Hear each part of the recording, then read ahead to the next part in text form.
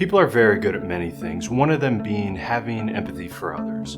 But when it comes to ourselves, we're usually pretty bad at being understanding and accepting, and we're very good at beating ourselves up.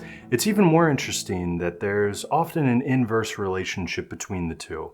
Many people who are very empathetic towards others are extremely critical of themselves, and many who are not empathetic towards others are extremely understanding of themselves.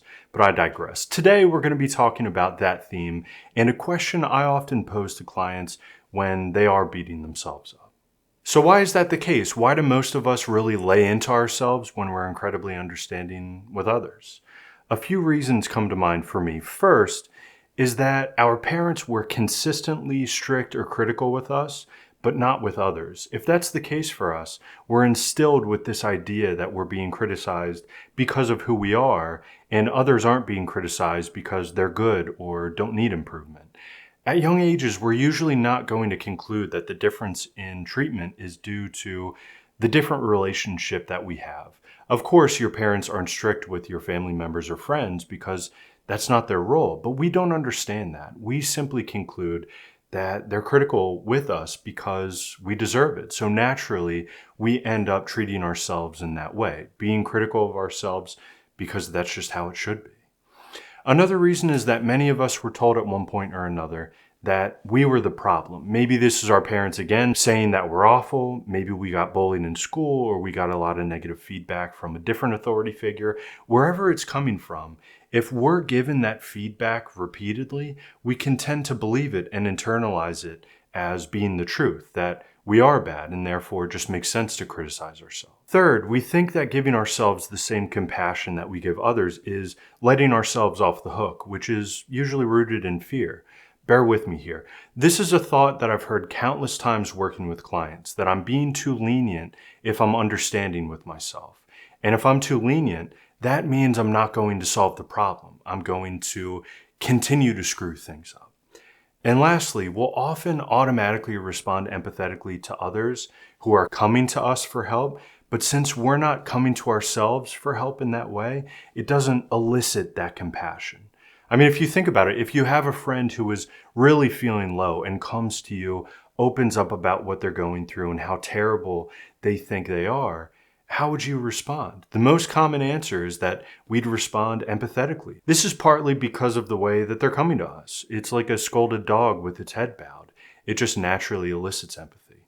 But with ourselves, we don't have that. Now, before we get to the actual question, why is it more helpful to have a similar level of empathy for yourself as you do for others? The obvious piece is that beating ourselves up is unenjoyable, so you'd be having less time in an unenjoyable state. But let's go a little further than that. Another reason why this is worthwhile is that beating ourselves up is often ineffective. Most people will say that beating themselves up isn't really doing anything. It's not benefiting them. It's just what they naturally do. Usually replacing beating ourselves up with genuinely trying to understand and then possibly problem solving is a much more effective and healthy way of navigating through a problem. If you think about it, it makes sense. When we're beating ourselves up, we're not really learning anything. We're just going over and over in our minds what we did wrong. But if we genuinely ask ourselves what happened or why we did X, Y, or Z, we can start to have more understanding.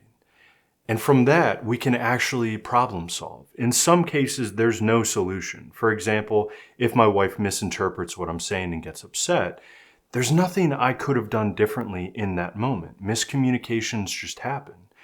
But when there can be a solution, it can be even more helpful to avoid beating ourselves up. For example, I'm frustrated with my wife for running late, so I make a passive-aggressive comment leading to us getting into an argument. Now I could just go around and around making myself feel terrible for handling it in that way, or I could try to understand, why did I react like that?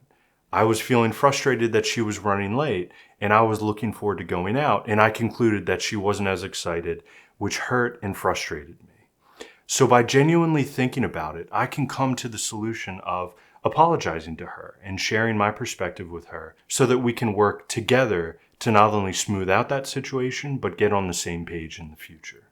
This way of working through those tough moments can also make difficult situations feel a little or a lot more manageable.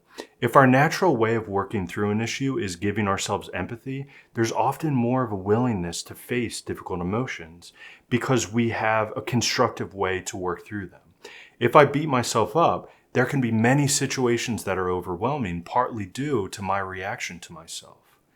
But if I give myself compassion, those same situations might not feel as overwhelming because I'm there to have my back. I'm not going to pile on myself. So what's the actual exercise? What's the question to ask yourself when you notice you're lacking that empathy?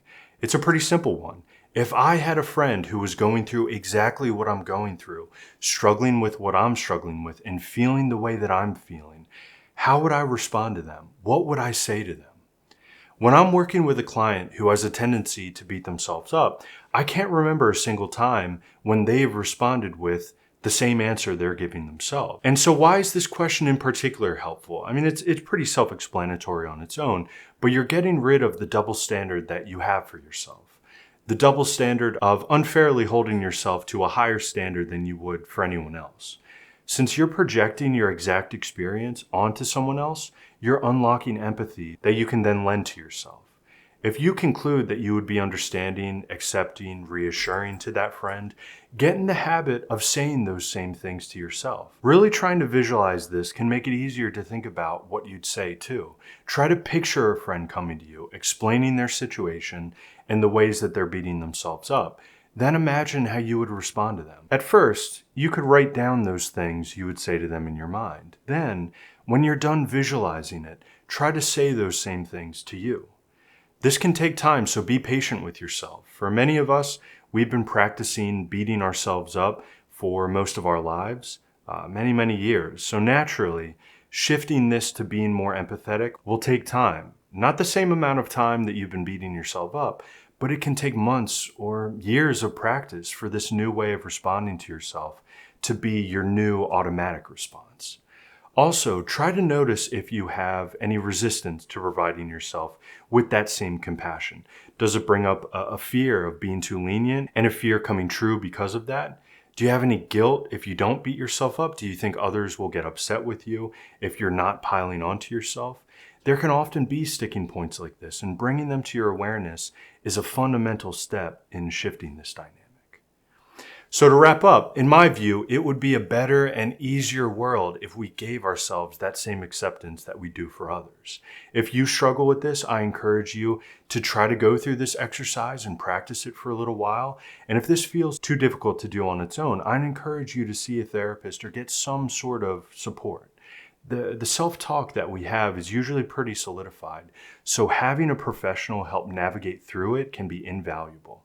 You can also let me know in the comments if you tried this exercise and how it's helped. If it hasn't, was there anything in particular that felt unhelpful? And if it did help, what relief or benefit did it bring? So thank you for watching, and feel free to subscribe if you found it helpful. I'll see you in the next video and hope you have a great day.